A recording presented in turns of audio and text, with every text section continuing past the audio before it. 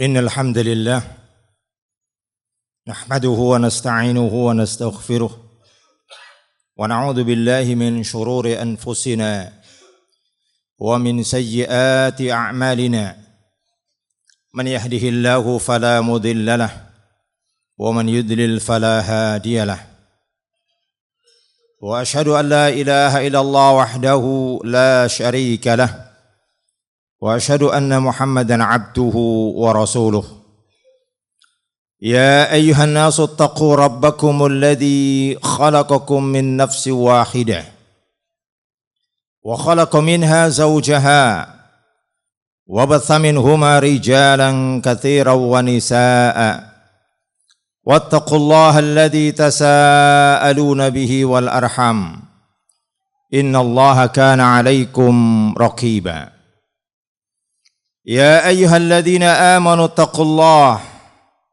وقولوا قولا سديدا يصلح لكم أعمالكم ويغفر لكم ذنوبكم ومن يطع الله ورسوله فقد فاز فوزا عظيما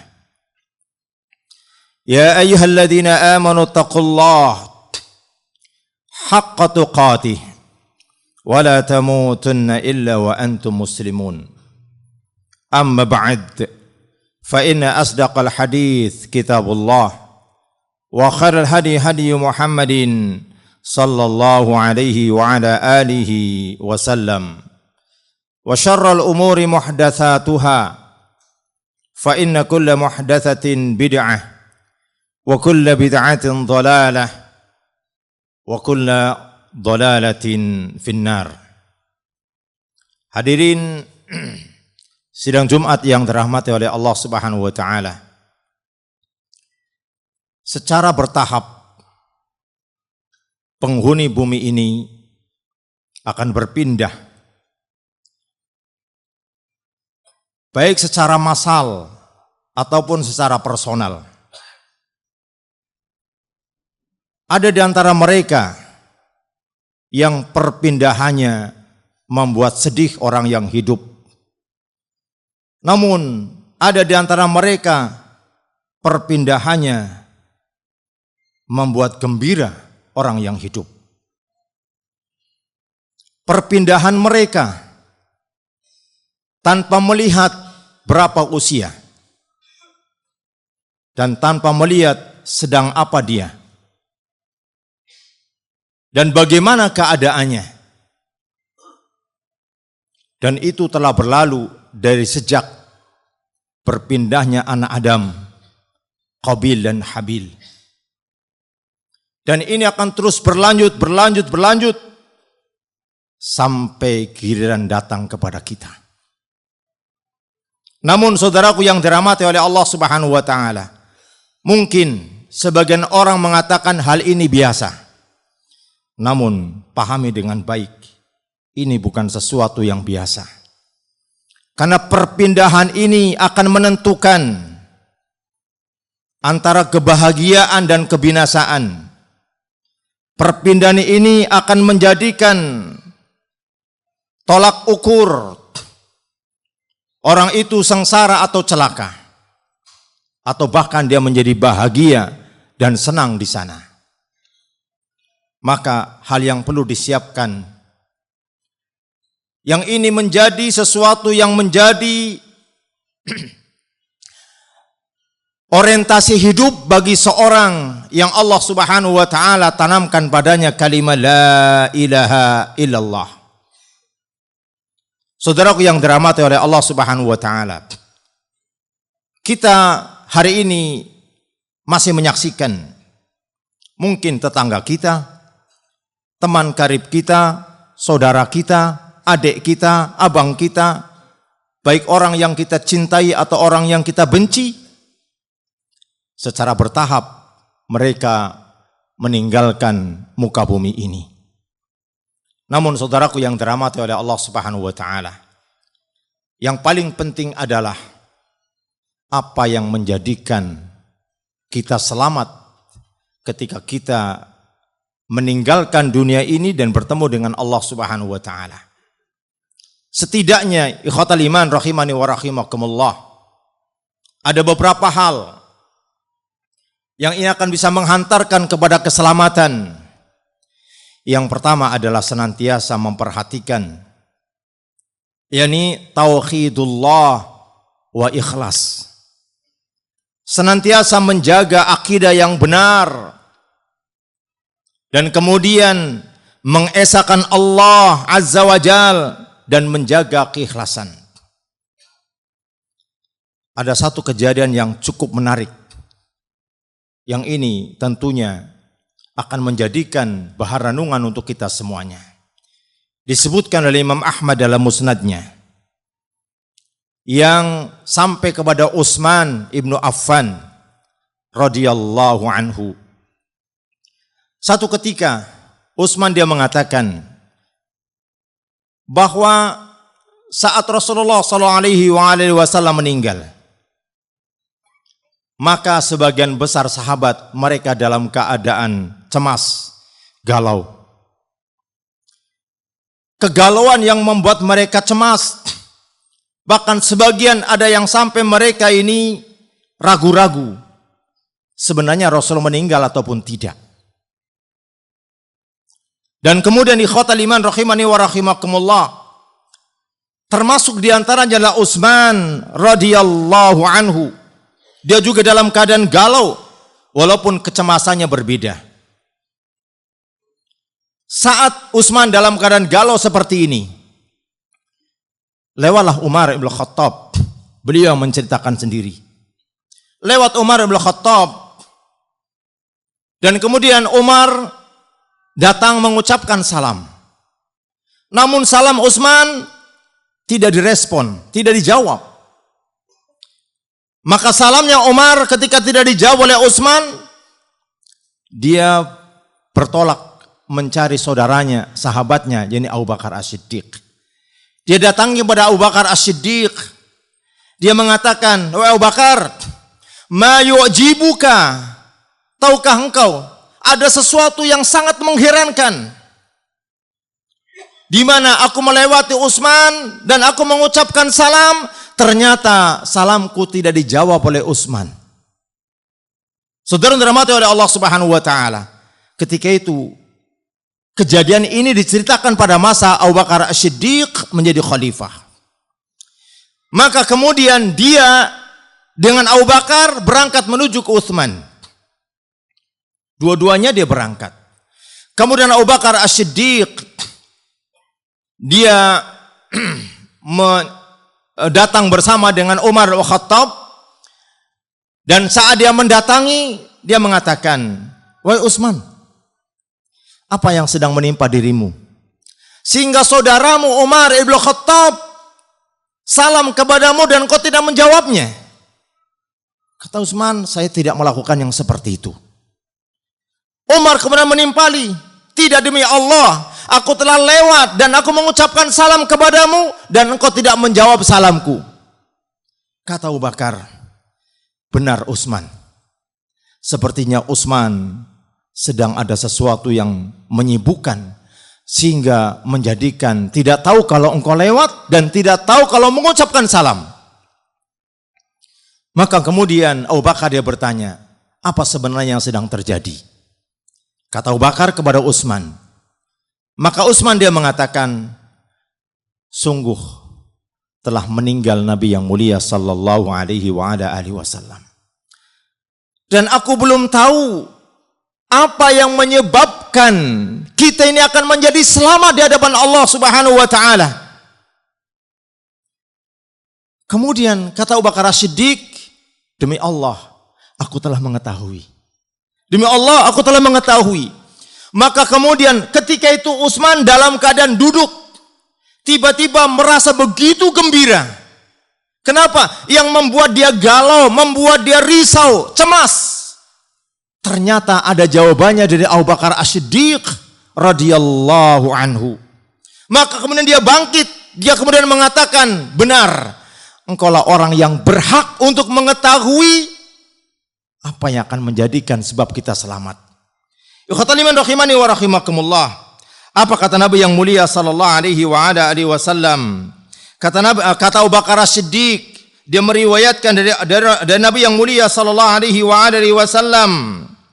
Kata beliau, "Man qibala minnil kalimata allati uridtu alayya ammi."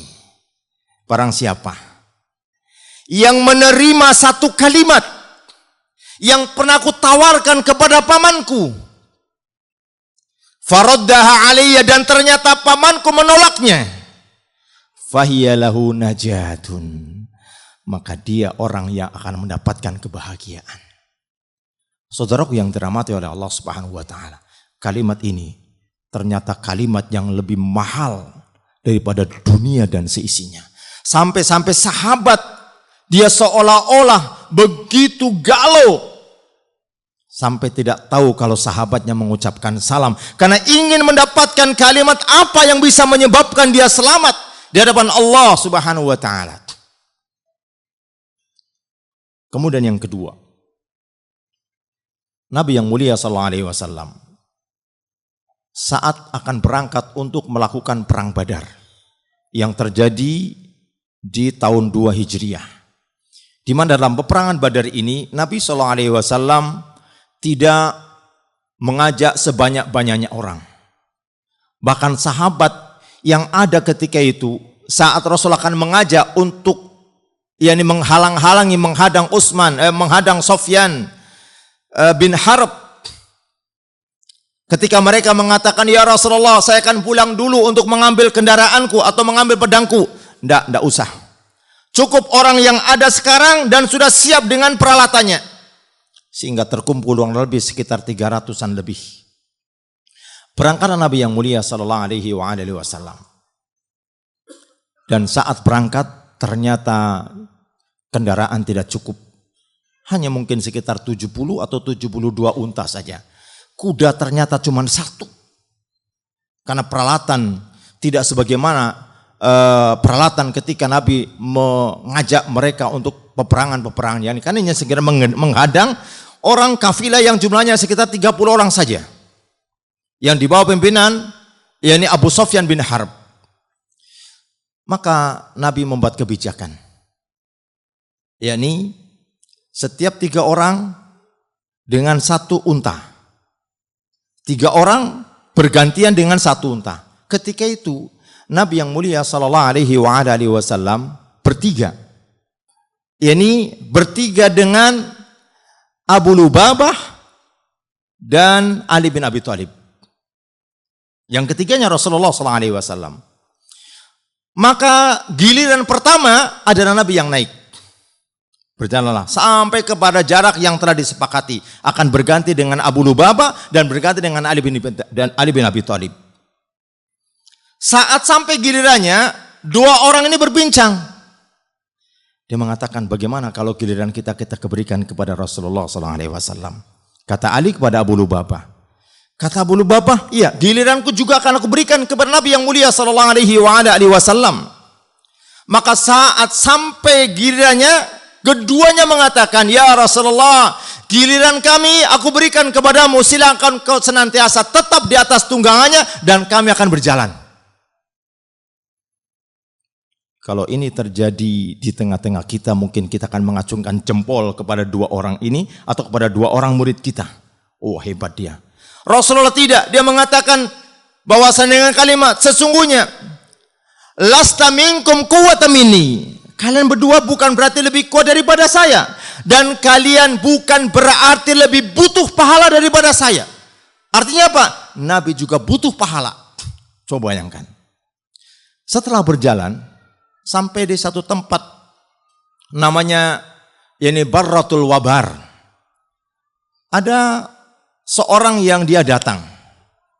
Dia datang kepada Nabi yang mulia sallallahu alaihi wasallam, kemudian dia mengatakan, "Wahai Muhammad."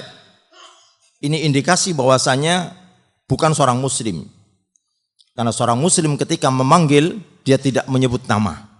Dia akan memanggil ya Nabi Allah atau ya Rasulullah. Dia mengatakan, "Wahai Muhammad, aku akan ikut kepadamu dan aku harap nanti aku akan mendapatkan ghanimah bersamamu." Apa kata Rasulullah SAW? "Atu'minuna billahi wa rasuli?" Apakah kau beriman kepada Allah dan Rasulnya? Dia mengatakan la. Kata Rasulullah, tidak. Irji, silakan kalian pulang. Kata Rasulullah, tidak. Kami tidak butuh meminta bantuan kepada kesyirikan, kepada orang musyrik. Silakan kalian pulang. Berjalan. Beberapa waktu berjalan, datang lagi laki-laki tadi itu. Dia mengatakan, ya Rasulullah, aku mengikutimu dan aku harap aku akan mendapatkan ghanimah.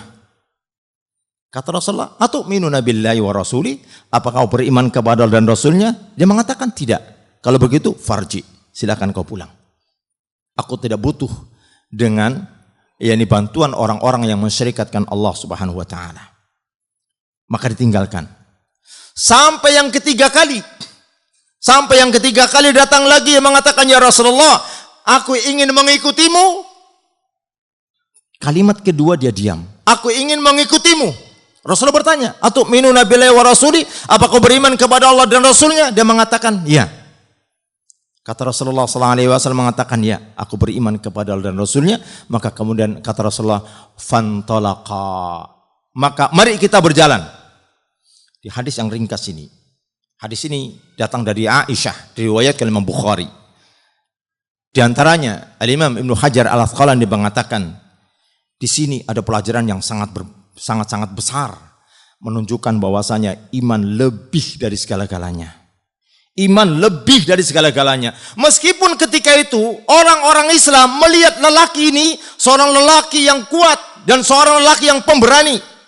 Bahkan sebagian mereka bergembira, bertambah kekuatan kita. Tapi Rasulullah SAW lihat, karena yang akan menguatkan jiwa seseorang, menguatkan pasukan muslim adalah keimanan yang benar, tauhid yang benar. Saudara dirahmati oleh Allah Subhanahu wa taala. Maka ini salah satu yang akan bisa menyelamatkan kita adalah tauhidullah wa ikhlas. Mentauhidkan Allah Subhanahu wa taala dan ikhlas semata-mata karena Allah Subhanahu wa taala. Kemudian yang kedua, yakni ittiba'u li Rasulillah sallallahu alaihi wasallam. Yakni ittiba' kepada Nabi yang mulia sallallahu alaihi wasallam. Perkataan yang sangat-sangat masyhur adalah perkataan Imam Malik, di mana beliau mengatakan bahwasanya as-sunnatu kasafinatin Nuh. Sunnah ini seperti safinahnya Nuh, seperti kapalnya Nabi Nuh. Bahkan Syekh Abdul Razak bin Abdul Muhsin Al-Abbad hafidhahumallahu ta'ala dalam kitabnya Ashrun Mujibatun din Najah, beliau menjelaskan bahwa mau tidak mau manusia hari ini gambarannya seperti sekumpulan manusia yang harus menyeberangi lautan. Hanya orang-orang yang naik kapal dia akan selamat. Dan siapa yang merasa pede, diri badannya mampu dia berenang, dan dia badannya tinggi sehingga tidak akan mungkin tenggelam, pada ujung pasti dia tidak akan mampu karena luasnya lautan dan beratnya ombak yang akan dilalui. Namun orang yang bersama dengan kapal inilah yang akan selamat, karena sunnah diibaratkan kapalnya Nabi Nuh alaihi wassalatu wassalam. Maka saudaraku yang dirahmati oleh Allah Subhanahu wa taala, hari ini mungkin orang-orang sudah mulai ada titik kesadaran untuk kembali kepada sunnah. Namun tahukah kita bahwa istiqomah itulah yang berat? Karena istiqomah dia membutuhkan waktu yang panjang. Semangat mungkin bisa 1 hari, 2 hari, 3 hari. Namun istiqomah dia butuhkan sampai hari kiamat, sampai kita meninggal dunia.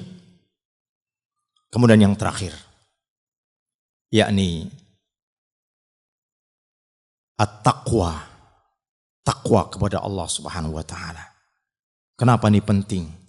Karena inilah yang diwasiatkan oleh Allah, diwasiatkan Rasulnya, dan diwasiatkan oleh para sahabat.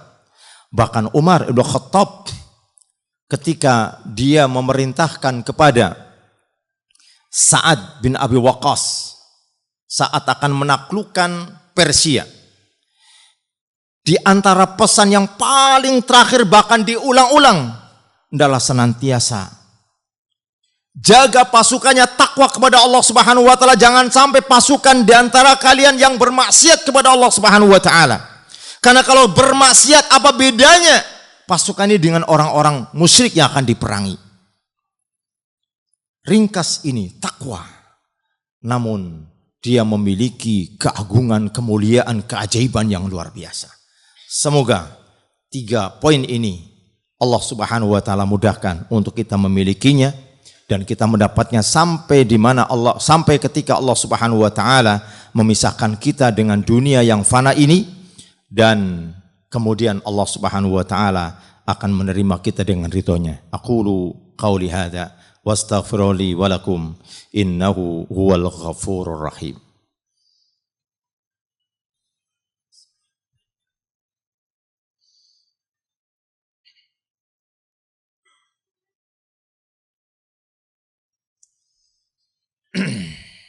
Alhamdulillah alladzi arsala rasulahu bil huda wa dinil haqq liyuzhirahu ala dini kullih walau karihal musyrikun.